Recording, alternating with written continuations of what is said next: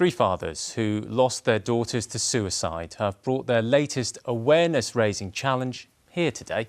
Andy Airy from Moorland in Cumbria, along with Mike Palmer and Tim Owen, are walking 500 miles from Stirling to Norwich. This is their third hiking challenge and they've raised more than £1 million for suicide prevention charity Papyrus. They're about to arrive at Durham Cathedral, where Alison Freeman is for us now. Alison, how's it going for the dads? Yeah, not bad at all. This is, as you say, nearly the end of day 9 of their walk, Alistair.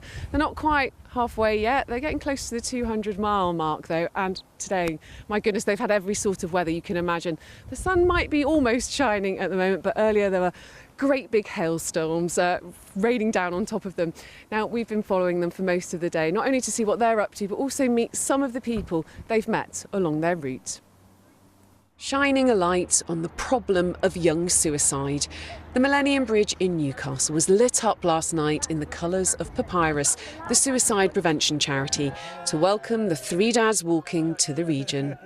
Their 500-mile walk started 9 days ago at Papyrus's newest Scottish office and will finish at another new hub in Norwich in just over 2 weeks' time.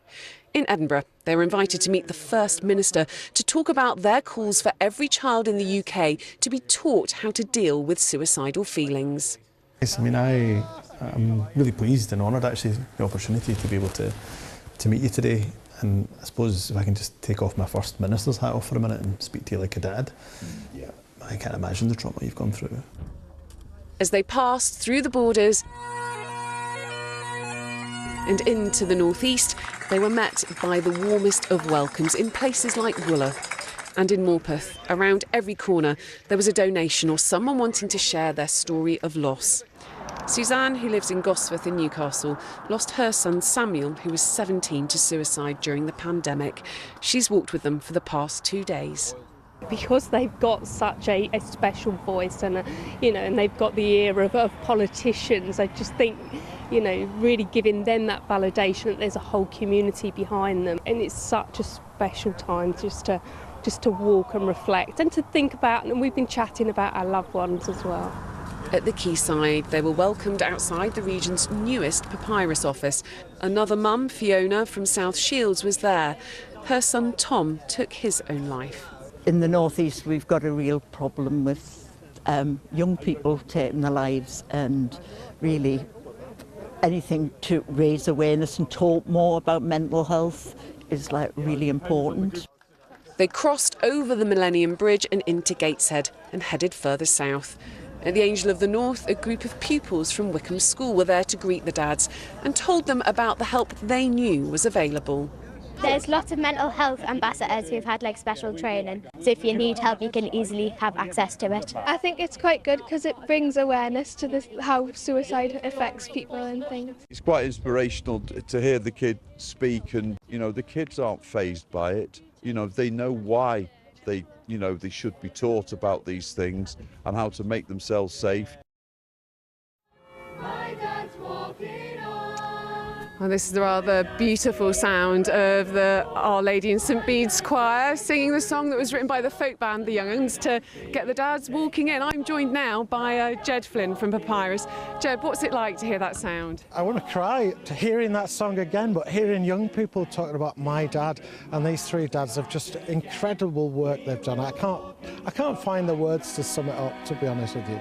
And to see them walk in this morning past our brand newly opened office on the quayside in this region in Newcastle, a real lump in the throat moment again for me. I think we're going to see the dads coming in now towards us, but look, we've been talking about change, haven't we? This walk is about change. Absolutely, absolutely. They've enabled us to open offices, hubs across the UK, open our helpline, Hopeline 247, 24/7 round the clock to help young people like these to stay safe from suicide. It's fantastic. Thanks for joining us, Jed. I'm going to talk now to Canon Charlie from Durham Cathedral. What's it like to be welcoming the dads today? Do you know, it's so very poignant to welcome them on their journey. It's such a poignant journey in this town in which there are so many young people in our midst. It's a real joy and a real privilege. We've been praying for them and we'll continue to bless them in their journey on the way ahead. Thank you so much for joining us and thanks for having us this evening. Right, let's come over and find the dads. Very rudely gonna come this way, Andy. Come over here. Andy, what's it, Mike and Tim on the end there. Andy, what's it been like to come through our region today? Blooming cold, actually. As you well know, when we were stood at the Angel of the North, it was really flipping freezing. But it was lovely. We've talked to so many people as we've come along. We wondered whether we were going to hear or not. The conversation we've had have been fantastic, haven't it? What are the sort of stories you've been hearing today, Mike? We get a lot of bereaved parents coming out and telling us about their beloved children, and it's a great honour to hear them share their stories. And basically they're saying, if things have been different, that they may still be here. Thanks so much for that, Mike. And that is the story you're hearing over and over again. What is it that you need to see? This is about change. What is it you need to see change? Well, we saw the children or the young people this morning and they at the Angel of the North, and they pretty much articulated it. They spoke to us about suicide prevention, not us speaking to them. The kids want to talk about suicide prevention. It's the adults that are stopping it. So that's the change we want.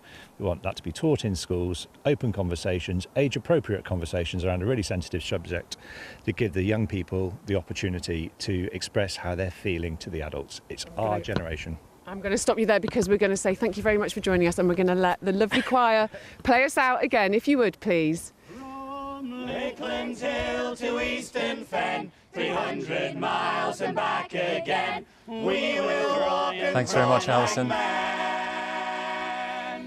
Three dads walking on. And details of organisations offering information and support with mental health and self-harm are available from the BBC Action Line. The details are on the screen.